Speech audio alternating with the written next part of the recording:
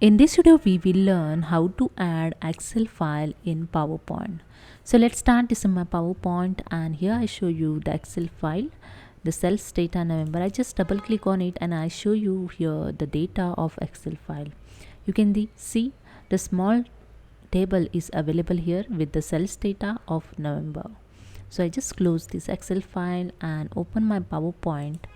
And the first way, you just drag your Excel file, just select the Excel file and drag in your PowerPoint slides.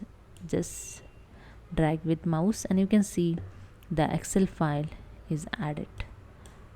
So data here added, so you can resize it, and with this the shape format tab also added. So you can use the shape style, shape fill, shape outline, the other formatting option for this data. Okay, so I simply use here the shape fills. You can see the changes over here, and this is a way you can insert the data in PowerPoint. Okay, so this is the first way, and second way I show you, I just delete this. Okay, go to the insert tab. Okay, then in text group have option object, just click on it.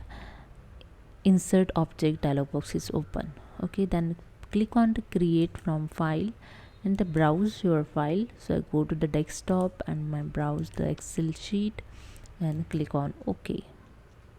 Then click on the display as icon, and you can change here the icon and select this icon and click on OK. After that, I just click on OK to insert Excel sheet. So you can see the Excel file is inserted in PowerPoint. Just double click on it and it will open. That's it. So hope you understand. If you like this video, please subscribe my channel. Thank you so much.